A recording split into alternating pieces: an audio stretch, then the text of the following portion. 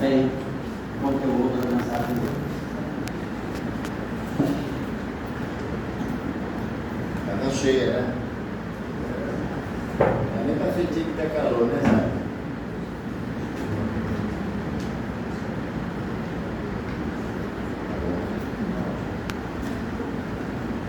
Eu sempre costumava iniciar nosso estudo rogando que as bênçãos de Jesus estejam sobre nós. Mas isso daí é uma repetição desnecessária, porque Jesus sempre emana bênçãos de renovação, de alegria, de fé, de esperança, de caridade. Então eu agora inicio as palestras dizendo que eu esteja apto a receber as bênçãos de Jesus, porque isso depende de mim. Eu posso estar dentro do GECAL com maior boa vontade, mas se meu pensamento está no ar-condicionado lá dentro de casa, aí complica a história, porque eu vou estar lá. O corpo vai estar aqui, mas espiritualmente, mentalmente eu vou estar lá. Então é necessário nós estarmos, muitas das vezes, não é fácil, mas estarmos por inteiro nas reuniões que nos comprometemos a participar, para que a gente possa absorver as grandes oportunidades que os benfeitores espirituais nos oferecem. Aqui a nossa casa é amparada por Dr. Bezerra e por sua equipe.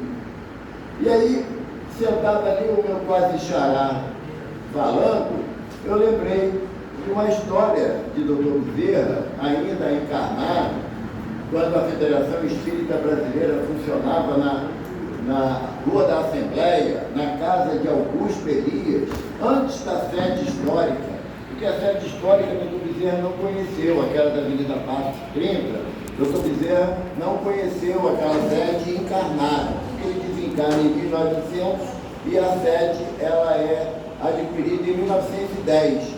Então eram feitas as reuniões da Federação Espírita Brasileira na casa de Augusto Elias, que é o fundador do Reformador, que agora, dia 1º de janeiro, completou mais um aniversário.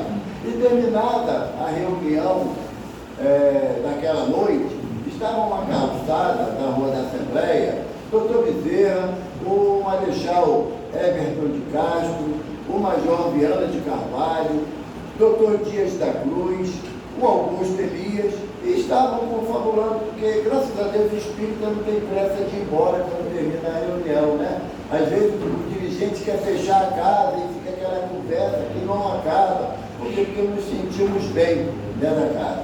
E aí estavam conversando à porta da então federação, e nisso eles observam que tem um homem andando na direção deles, cabisbaixo, aquela figura derrotada pelas intempéries da vida, pelas dificuldades da vida. E quando ele chega próximo do grupo, vencendo a barreira absurda do orgulho e da vaidade, ele fala: senhores, me perdoem a interrupção, a petulância de interromper a conversa de homens tão distintos, que era muito comum esse tipo de linguajar na época. Mas é que eu moro no Morro da Providência, atrás da onde hoje a rodoviária, ali a Central do Brasil, ali era o início do Morro da Providência, que hoje é comumente chamado de Comunidade da Providência. E eu saí de casa às 6 horas da manhã em busca de uma ocupação e não consegui. Estou retornando como saí, de mãos abanando. E minha esposa e meus 5 filhos, eu nada deixei para eles comer. E sei que chegarei em casa também com nada na mão. Por isso eu rogo a caridade, se alguém puder me ofertar uma mínima moeda, que eu consiga ao menos comprar meio quilo de fubá para fazer uma papa para as crianças, porque a fome na pobreza, ela é alucinante, é dolorosa. E aí, de imediato, assim, existe espírita com dinheiro, a gente não conhece, mas existe, sabe? A maioria dos espíritas, sabe, bota dois escorpião no bolso, para não tentarem nada fazer de botar a mão no bolso. Mas aí, só que aquele grupo realmente não tinha grana, não tinha dinheiro. Dr. Bezerra, a única coisa de valor que ele tinha no seu bolso era o ticket do bonde, que ele morava no Grajaú, então ele precisava pegar o bonde que era puxado, tracionado a burros, para ir para casa. E ele sabia que aquele tique não podia ser revertido em dinheiro. E o doutor Bezerra, muito compadecido da dor daquele homem, o doutor Bezerra fala para ele: olha, meu filho, eu não tenho aqui nenhuma moeda para te dar, mas eu confio no amor de Maria de Nazaré, de Nossa Senhora. Eu vou te dar um abraço em nome de Maria. E você, quando chegar em casa, você vai dividir esse abraço com as esposas e os filhinhos, que Nossa Senhora não desampara ninguém. E o homem, contrafeito, porque o objetivo dele não foi atendido, mas agradeceu o abraço e seguiu a sua jornada. Passaram-se 4 meses, estava o grupo novamente naquele mesmo lugar, e vem novamente um homem mais postado, já tinha condição de ter um terno, um chapéu, que um homem de bem tinha que ter um chapéu, e chegou próximo ao grupo, olhando para o doutor Bezerra, aqueles olhos azuis que encantam a gente, ao mesmo tempo nos deixa preocupados de saber o que ele está vendo na gente, né? Tem aquela preocupação, o espírito faltoso fica assim, ele está vendo o que eu pensei ontem. Ele estava pertinho de mim, ele estava pertinho de mim quando eu pisei na bola. Ai, meu Deus. Aí o homem olhou para o doutor Bezerra e falou assim: eu queria lhe devolver um bem que o senhor me deu. O doutor Bezerra não. A partir do momento que eu lhe dei algo, aquilo não me pertence mais. Logo eu não preciso da devolução. Olha que lição para a gente, que quando dá um dinheiro para alguém, para ajudar na dificuldade, a gente acha que a pessoa tem que ser grata para a gente a vida toda, pela ajuda que fez uma única vez. O doutor Bezerra ensinou para ele: se eu lhe dei algo, é seu, faça o bom uso. João, isso me dá um nervoso, sabe? Que a gente dá um bom dia, o outro não responde, a gente fica com raiva. Olha que absurdo, né? Passei pela Margarete, nem o bom dia meu ela respondeu. Deixa, que espírito não roga praga, ele acha engraçado, né? Ó, deixa, o que é Deus está engraçado. Castigo vem não, agora vem via o WhatsApp. Rapidinho, sabe?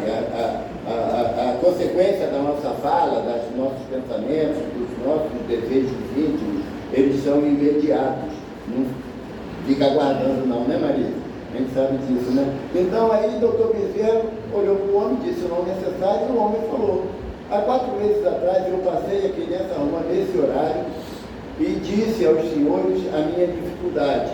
E muito entristecido que eu vi os olhares de vocês, de não poder me ajudar, o senhor, que ele não sabia o nome, me deu um abraço em nome de Maria.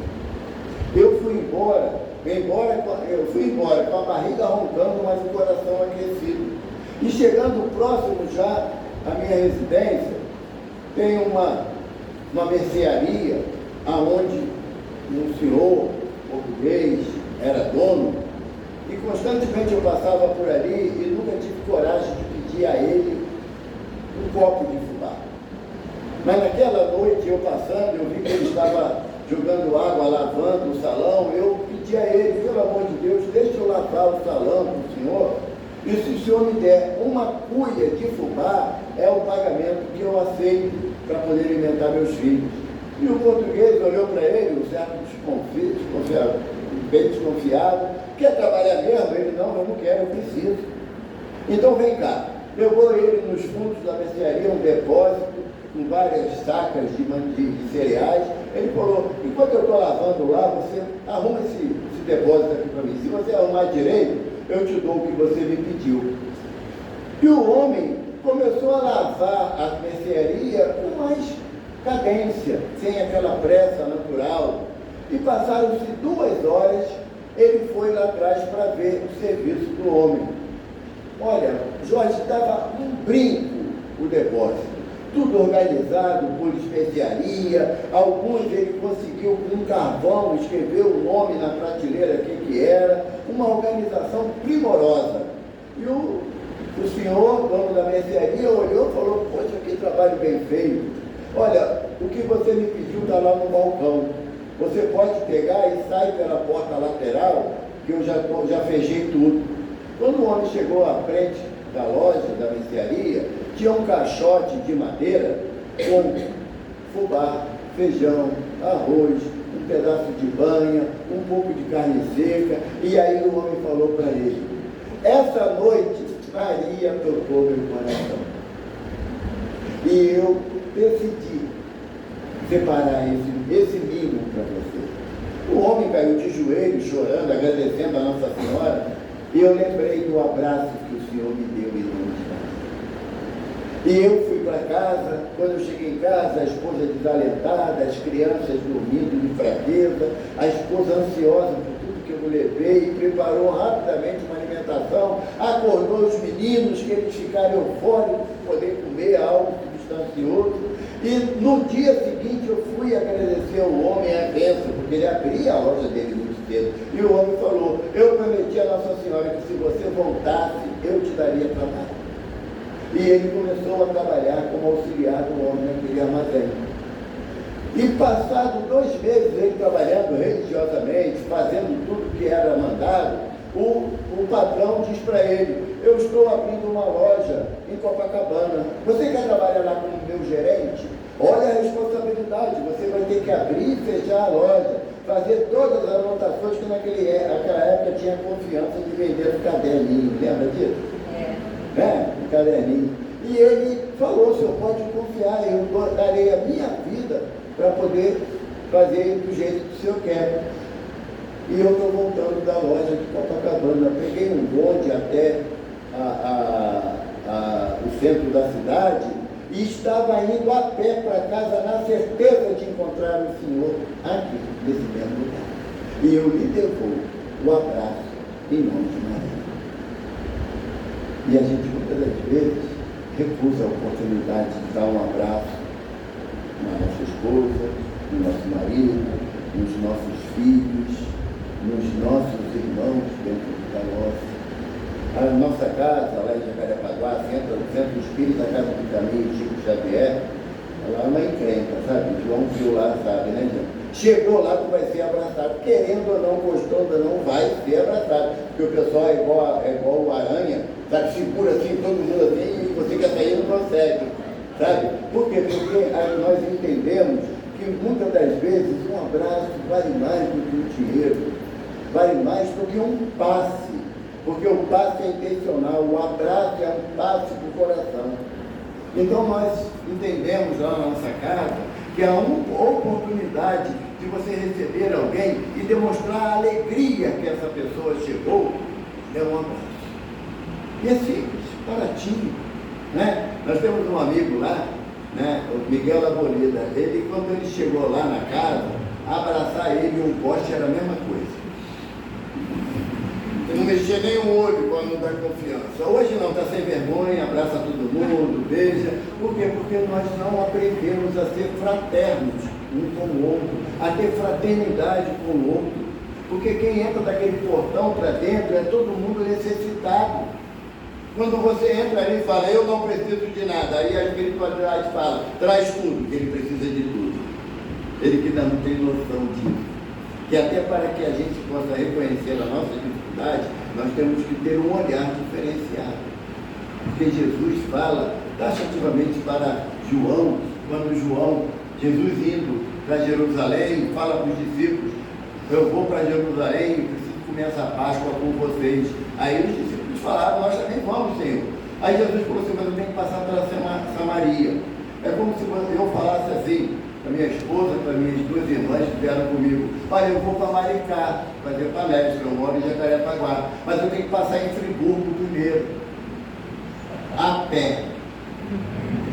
Eu sei que eu viria sozinho, e uma das 3 ia querer vir, sem problema nenhum, mas essa é a proposta de Jesus. E tem mais, sendo que antes de ir para Friburgo, o caminho de Samaria era o caminho da cidade de Deus, que é onde eu moro. Sabe mais, Jorge? Lá por dentro da comunidade, sabe? Era a mesma situação para o judeu. E quando aí João e Filipe falam: vamos na frente para preparar a pousada, porque era uma caminhada de 3 dias. Então o hebreu e o árabe, eles não andam à noite, Eles começavam a andar quando o sol nascia e paravam quando o sol declinava. Eles não andavam à noite, e para eles o dia acabava quando o sol declinava. Vamos preparar a pousada para o Senhor. Só que os samaritanos não gostavam dos judeus, que também não gostavam dos samaritanos. Sabe? É igual aquela história, aquelas revanches que tem, e hoje em dia, pela nossa pouca avantajado de inteligência, nós costumamos brigar pela política, pelo time de futebol, pela cor, né? Aquela coisa que a gente não consegue se libertar porque não entende. E aí, quando eles estão chegando a Samaria, João fala: Senhor, ninguém quis nos dar abrigo. Naquela época, quando isso acontecia, era a maior afronta, porque a cultura do Oriente Médio é que todo andarilho tem que ter pousada.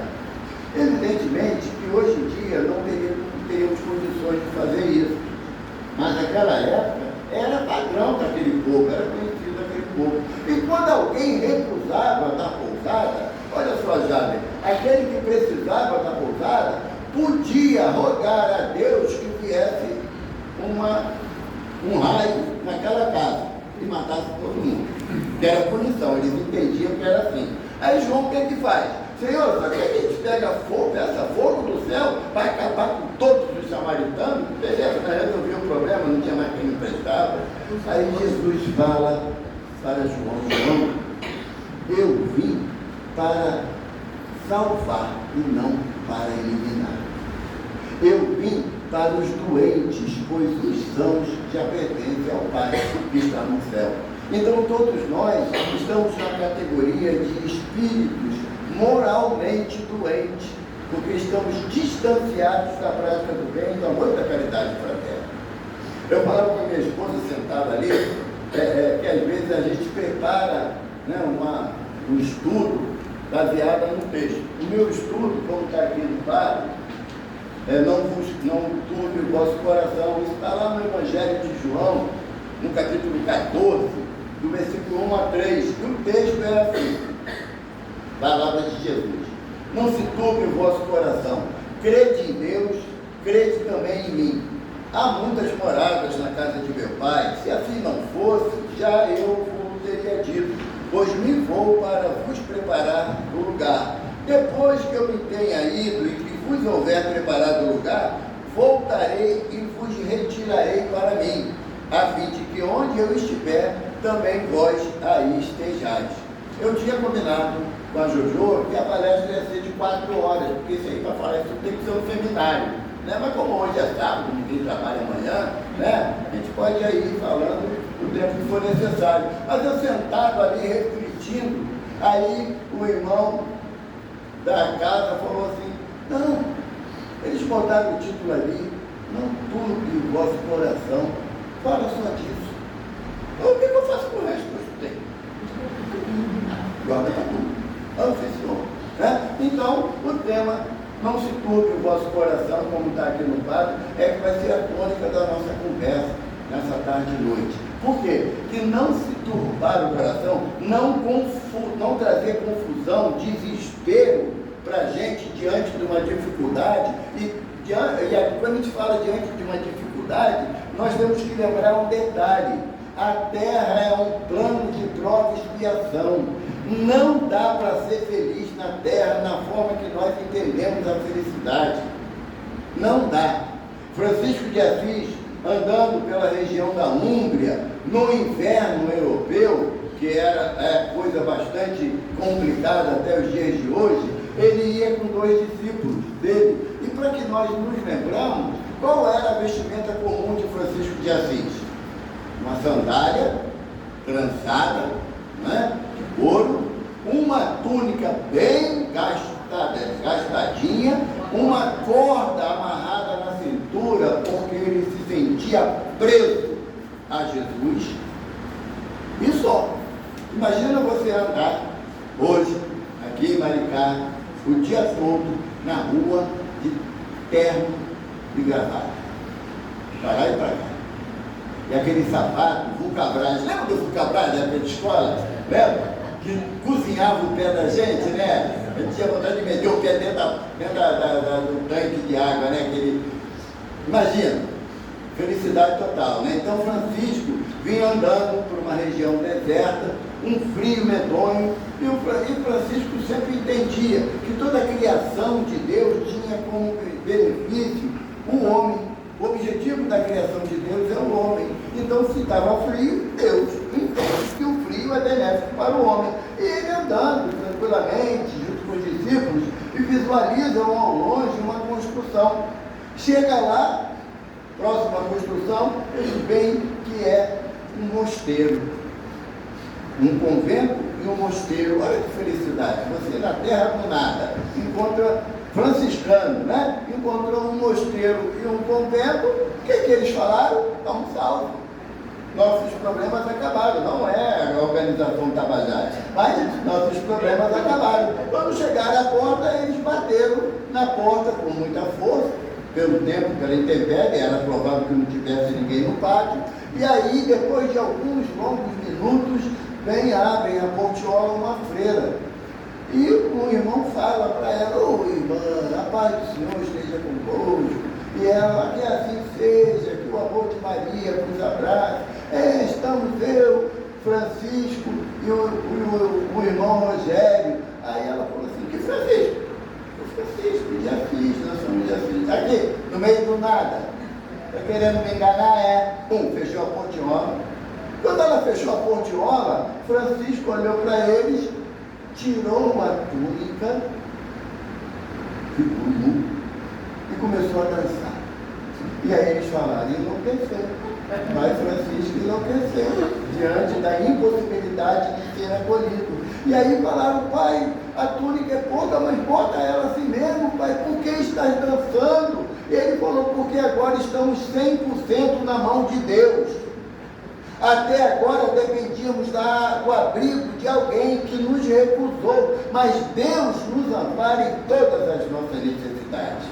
Passado quase uma hora do primeiro momento, eis que alguém abre a portinhola, era a Madre Superiora. Meus irmãos, sendo Francisco ou não, esta é a casa de Deus, entrai e sejam acolhidos.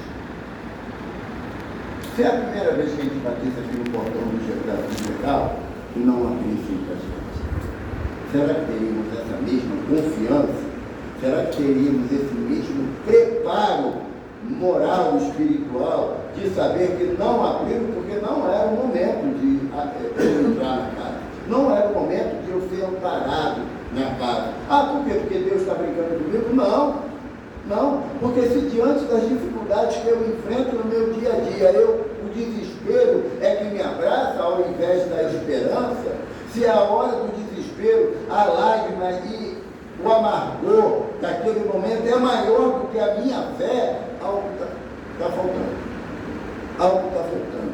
Porque a nossa confiança em Jesus, ela tem que estar acima até da minha existência, das minhas dificuldades. Porque quando cada um de nós, sem querer entrar em méritos de situações, cada um de nós já passou e passa, às vezes, situações muito difíceis. Muito difíceis. E eu gostaria que alguém falasse para mim que, em função do desespero que a pessoa entrou, ela solucionou o problema que ela estava passando. É possível? Não, porque o desespero, como fala a garotada, cola as placas, você não pensa. Ao contrário, você começa a querer encontrar responsáveis pelo teu desespero, pela dor que você está enfrentando. E você, apesar de tudo, sabe o que Jesus falou: no mundo tereis aflição, mas tende bom ânimo, pois eu venci o mundo. O Evaldo insiste em querer vencer o mundo. O Evaldo quer ter uma conta bancária bastante recheada, ele quer que os filhos e as filhas sejam espíritos evoluídos e elevados aqui na terra, ou seja, não se meta em confusão, não negue ajuda a ninguém, compreende as minhas dificuldades, ampara aqueles que batem essa porta. Eles querem os filhos nossos assim. São? Não. Porque o próprio médico fala para a gente que amar a árvore não dá bom fruto. Eu tenho 4 filhos em teatro. Eu só mais sendo espírita. Eu sempre falo isso, toda reunião que eu vou, eu falo isso porque eu acho que é um alerta legal, né? Raul Teixeira nos fala, ser espírita não é para quem quer, é para quem isso. Para quem aguenta. Porque o fato de eu ser espírita não me é retirado as dificuldades que eu tenho que passar, pelo contrário, gente. Eu só vou enfrentar as dificuldades que eu enfrento pela condição que a doutrina me dá de esclarecimento. Porque enquanto eu vou terceirizando a responsabilidade, olha, eu podia ser uma pessoa melhor, podia ser uma pessoa muito melhor, mas João não me ajuda. João não vai me ajudar. Porque as ações dependem de mim. Eu é que sou o móvel da minha felicidade ou da minha infelicidade. Eu é que tenho que, produzindo aqueles meios aonde eu estou inserido, a oportunidade de auxiliar sem esperar retorno de ninguém. Quem é que já sofreu uma ingratidão? Pode levantar. Somos orgulhosos, por isso que recebemos ingratidão. Abaixou rapidinho, né? Sabe? Porque quando a proposta do Evangelho é dar com a esquerda sem que a direita saiba. E quando eu espero retorno, eu sou orgulhoso. E eu não tenho retorno, logo o outro é ingrato. Então você não tem. Você emprestou. Aquele benefício, você poderia ter falado assim, olha só, eu vou te ajudar, eu vou te dar um passo. Vai ficar legalzinho, mas depois tu sabe que a conta vem. Não, não é assim. Não funciona assim, em todos os aspectos. Muitas das vezes nós até temos algumas dificuldades com filhos, com netos, com irmãos, com a parentela familiar, temos algumas dificuldades. Mas tão logo eles chegam perto da gente, igual aquele cachorrinho que caiu da mudança em noite de chuva, né? A gente vai e abraça, acolhe e ajuda. Porque é filho, irmão, pai, mãe, marido, esposa. Nós não temos a mesma atitude de uma forma generalizada. Não temos. Então, quando eu entendo que o benefício que eu proporciono, ele tem que estar já com prazo de validade para devolução, no caso, é a ação de gratidão, eu estou apenas exercendo o meu orgulho, a minha vaidade e a minha prepotência. Quando nós estamos aqui no GECAL, reunidos para uma tarefa, nós sabemos que automaticamente liberamos fluidos animalizados que a espiritualidade colhe para auxiliar espíritos que estão em situações de paraplegia espiritual. Espíritos completamente dementados. Espíritos que estão apresentando o perispírito em forma animal. E nós, ao liberarmos os nossos fluidos animalizados, os técnicos da espiritualidade vão recompondo o perispírito desses irmãos para que eles assumam a forma humana novamente. Alguém já pensou em pedir alguma coisa em troca por essa liberação fluídica que nós fazemos involuntária? Não. Porque a gente não se atentou para essa possibilidade. Nós viemos ao GECAL, eu pelo menos eu vim várias vezes aqui, né, porque a Marisa me perseguia, agora é a Jojo, mas eu vinha várias vezes aqui porque eu estou precisando, e é verdade, estou mesmo. Eu sou um espírito necessitado, mas eu não vinha com a intenção de ser colaborador da espiritualidade para auxiliar a tratar os espíritos que aqui são trazidos. Então, quando eu começo esse sistema de troca, que aí antigamente falava de escambo, sabe? Eu falo isso sem medo de esvaziar a casa. Falo mesmo, sem medo. Se vem aqui para assistir palestra, tomar passe, beber a água fluidificada e está tudo resolvido, vocês estão tudo enganados. Está tudo enganado. Porque a proposta do Evangelho é a autotransformação. Não é mudar o outro, que não dá para mudar ninguém. Por mais que o meu erro seja gritante, e a Ivana me ame, porque é minha esposa, ela não vai conseguir mudar nada que eu não queira mudar. Não vai. Agora, a questão é o seguinte, eu quero mudar, porque o GECAL me propõe essa mudança. Eu gosto de uma frase do Chico, eu costumo dizer que é um mantra que eu uso para mim, né? O Chico fala numa mensagem, ainda encarnado, ele fala: ao outro dou direito de ser como bem entende. Quanto a mim, eu me dou a obrigação de ser melhor a cada dia. E é tão difícil fazer isso, porque tudo que fazem comigo me perturba, me desequilibra, sabe? A minha fragilidade, uma vez, um irmão lá do CSX me chamou a atenção por uma coisa que eu fiz de errado. Eu fui embora para casa arrasado.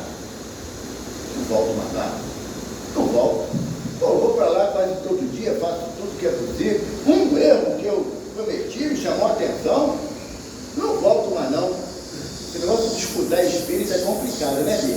Tem hora que você não quer ouvir, mas eles também falam, não perguntam se você quer ouvir. Aí o meu mentor falou assim: o teu milímetro tem o tamanho do teu orgulho.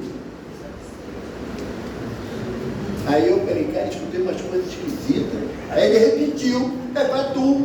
O teu orgulho é o tamanho proporcional ao melindre que você sente quando alguém lhe chama a atenção.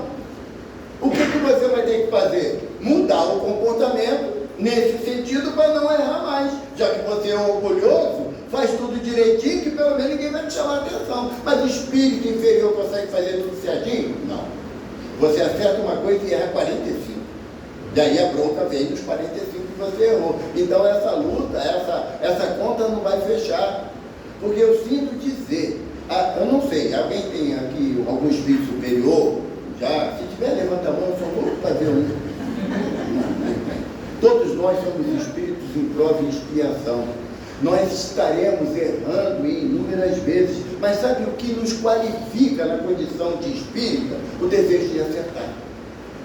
Quando eu cometo um erro e eu sento lá na minha cama, em casa, e começo a chorar, mas não me movimento, eu estou dizendo que o erro me representa.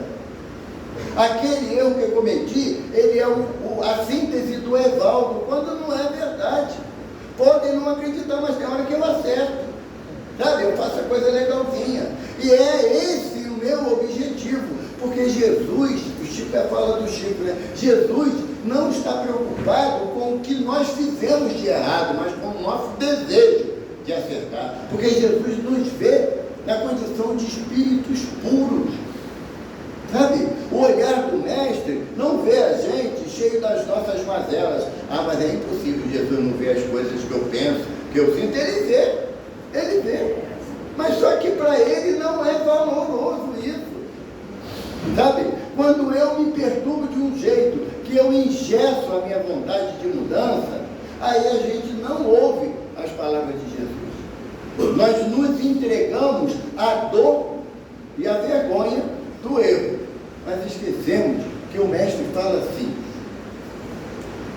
Deus permite que o sol brilhe para os bons e os maus, e a chuva caia para os justos e os injustos. Se teu filho lhe pede um pão, você não dá uma pedra. Se lhe pede um peixe, você não dá uma serpente. Sendo maus do jeito que sois, sabeis dar coisas boas aos vossos filhos, imagina o Pai que está no céu. Então, o erro vai acontecer porque estamos numa fase de transição espiritual, aonde o erro é que eu tenho a oportunidade de acertar, de aprender.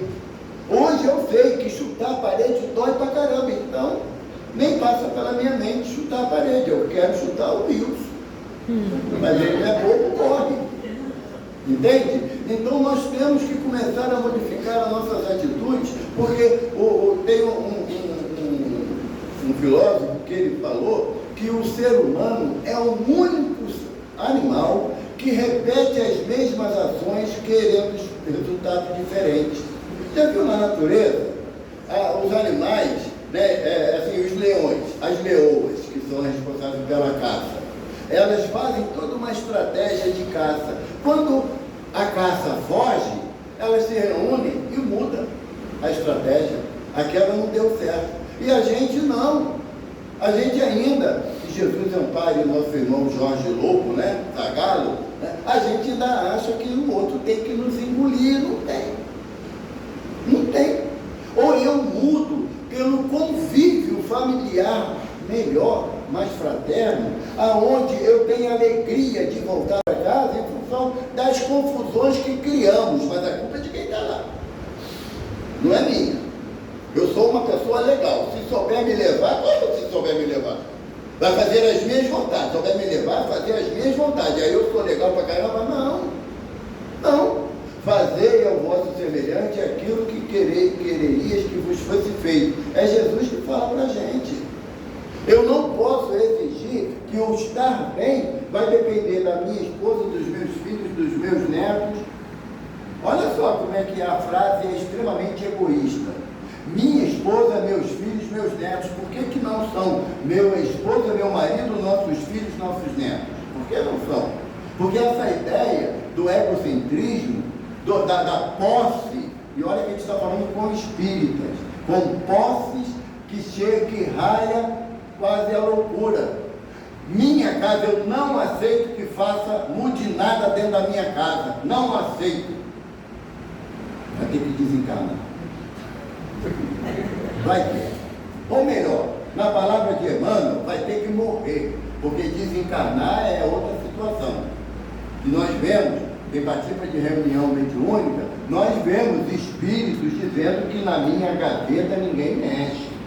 Ele está lá, preso dentro de casa, aos seus objetos. E quando eu falo preso, não é só as meninas que têm forma de acumuladora, não. Tem muito homem que acha que a ferramenta que ele tem vai levar para o túmulo.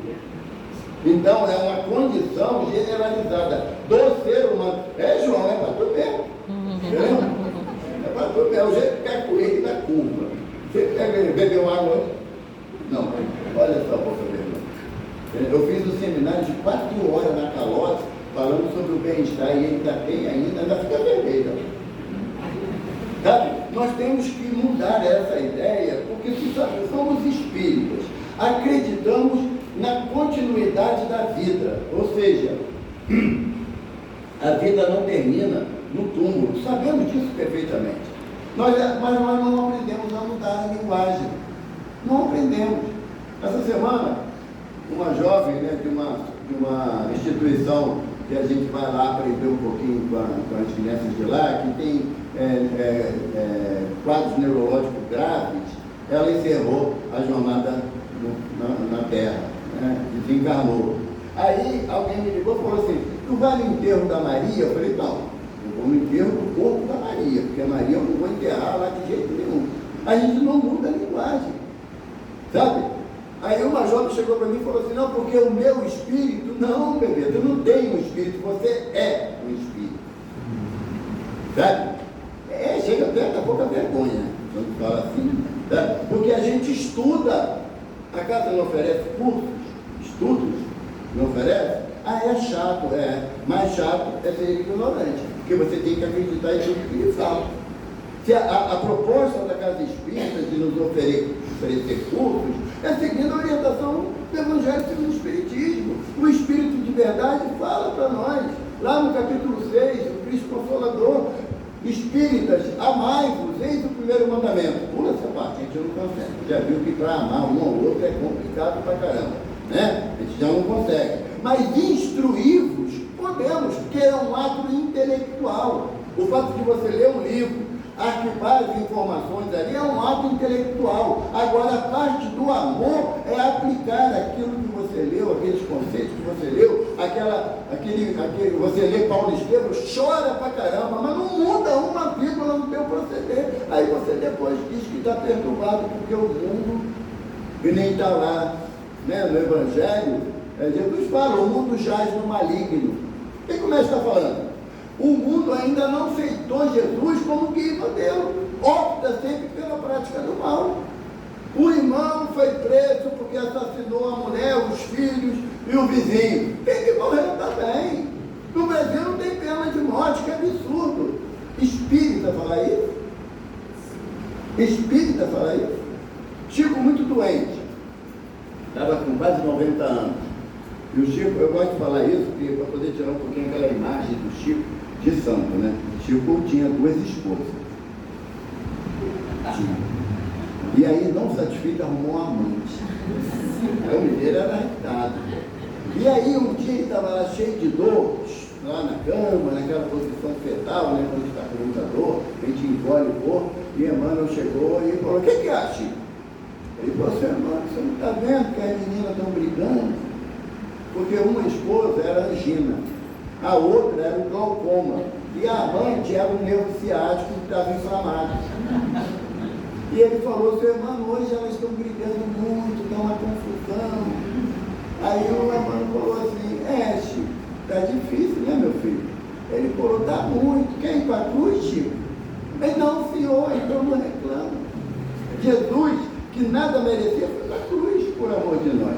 Aí o Chico falou para ele, seu irmão, eu não aguento o peso de um lápis para receber uma mensagem. Quando a pessoa fala comigo, tem que falar bem alto, porque eu estou escutando mal. E eu, quando falo, a pessoa tem que botar a orelha perto da minha boca, que a voz está muito fraca.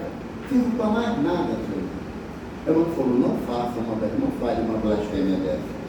Enquanto você puder fazer uma prece por alguém que está em sofrimento, ou alguém que está causando sofrimento, me chamou a atenção essa frase de Emmanuel.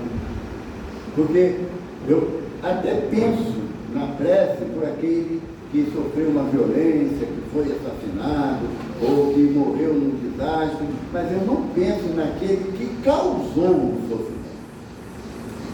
Aí o irmão falou, quando você puder fazer uma prece pelo irmão que está causando sofrimento, ou por aquele que sofre, você tem muita utilidade para Deus. E Chico ficou envergonhado, porque ele estava lá confabulando com a esposa e chamou o filho adotivo dele, Nivaldo. Todo mundo fala com Eurípides, né, que é dentista, mas eram dois, Nivaldo e Eurípides. E falou assim, Nivaldo, meu filho, dá um pulo na banca de jornal, compra um jornal mais baratinho para mim. Ele falou, Chico, mais baratinho? Só tem crime, Chico, se expor, sai sangue.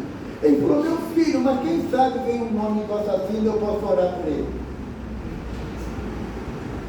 A gente está com uma dor de cabeça, a gente entra no quarto, apaga a luz, e ai daquele que se atrever aí lá, para perguntar se a gente quer um remédio.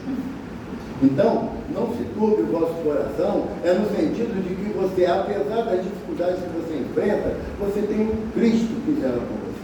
Você tem uma Maria de Nazaré que está sempre disposta a ouvir as nossas preces e a afagar o nosso coração dentro no ensinamento de que nós iremos suportar. Numa outra oportunidade, Chico passando problemas gravíssimos, físicos, emocionais, na casa espírita, no movimento espírita, porque o Chico foi muito achincalhado no movimento espírita do Brasil pela sua obra mediúnica. Foi tratado como farsante e ilusionista dos mais pobres. E aí ele estava chorando um dia, e Emmanuel se apresenta, e ele fala, senhor, eu nunca pedi nada ao senhor, mas o senhor podia conseguir de Nossa Senhora uma mensagem, uma palavra para acalentar meu coração. Porque quando é o outro que não é do movimento espírita, que fala mal de mim, seu irmão, eu entendo, eles não me conhecem. Mas quando é um irmão espírita que fala mal de mim, dói, senhor. Aí o irmão falou, Chico, vamos aguardar, porque chegar junto a Maria não é uma tarefa muito fácil. Passaram 4 meses, Chico já tinha esquecido daquela entrevista, e após o trabalho diário de Chico, lá na União Espírita Cristã de Uberaba, ele já se preparando para recolher, aí Emmanuel falou assim, Chico, chegou a resposta de Maria. Peguei logo o papel e lápis, botou lá. É para ler o Evangelho, mano? Ele não espera, Chico. Aí ele está esperando para escrever. Aí Emmanuel falou, Maria disse para você que isso passa. Se você tiver essa certeza dentro do teu coração, que Nossa Senhora garante que os momentos de turbulência na nossa vida passam. Olha que a gente já teve tantos. Cada um em graus superlativos de lágrimas, de você não conseguir dormir porque o choro, o soluço da dor, você não conseguia pegar no sono, Passou.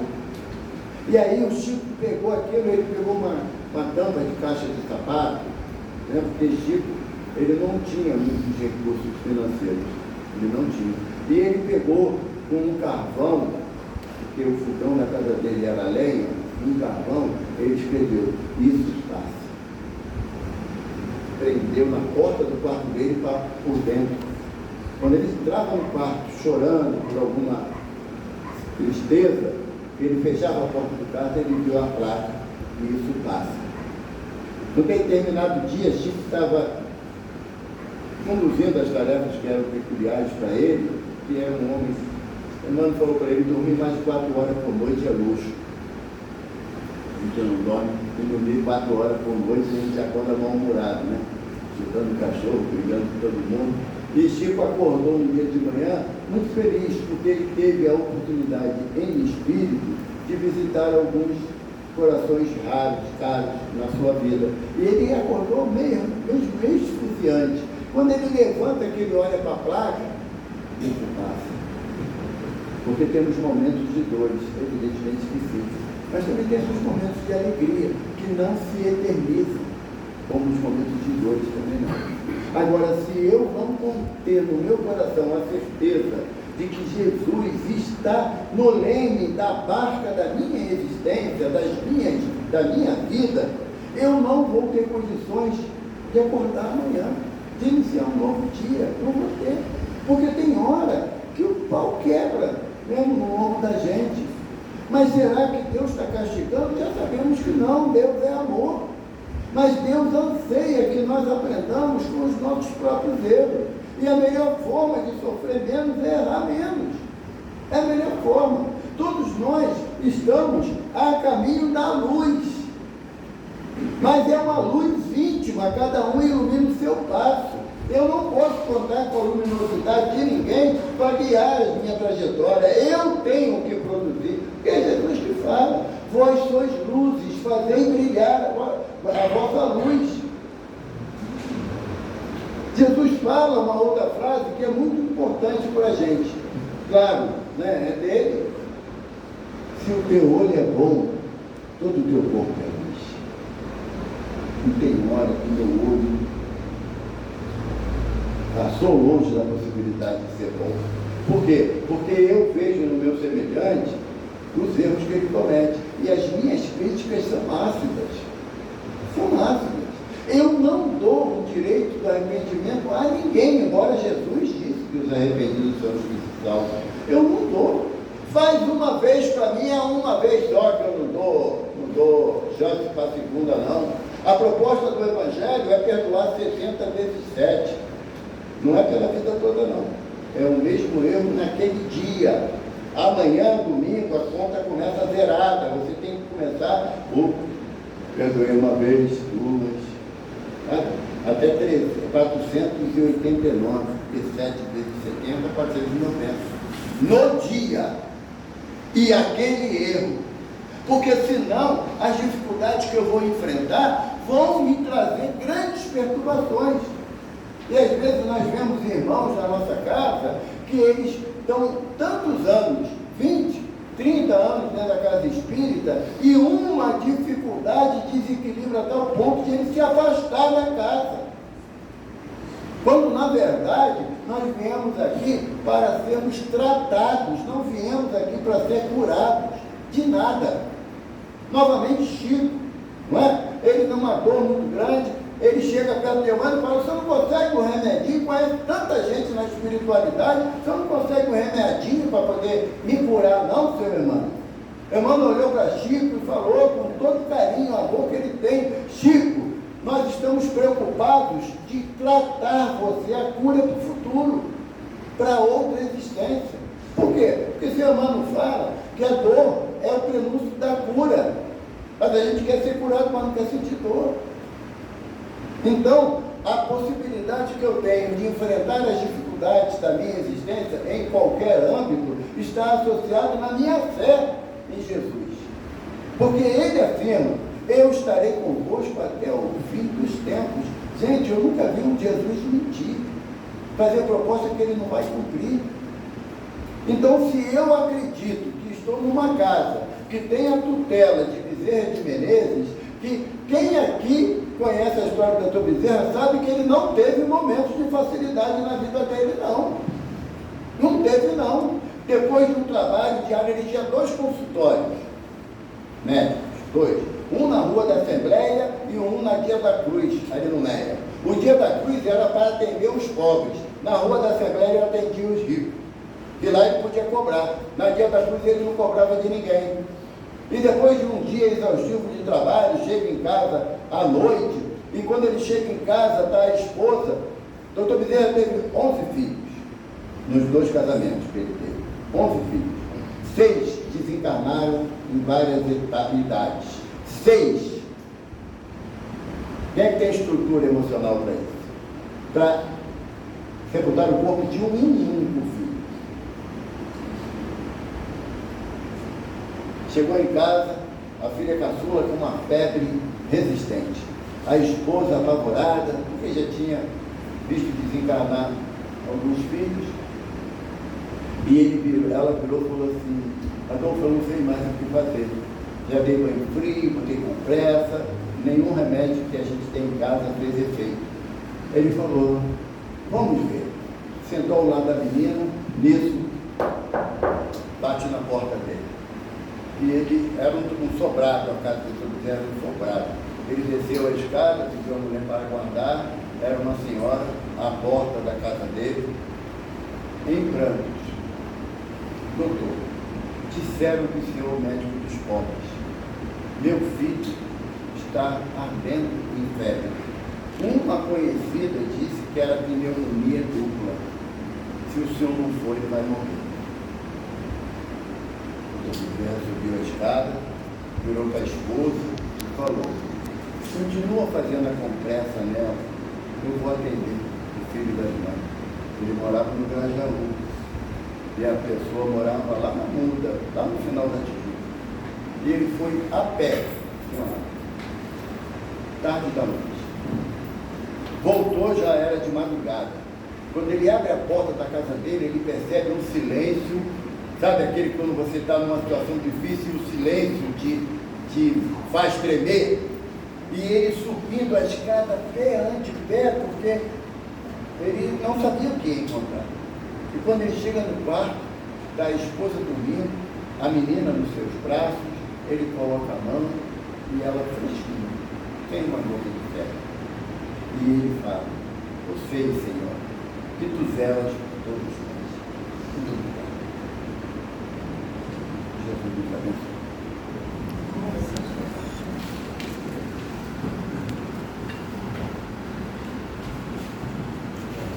Queremos agradecer, o Jefão agradece muito a presença do Evaldo e passamos agora aos pássaros.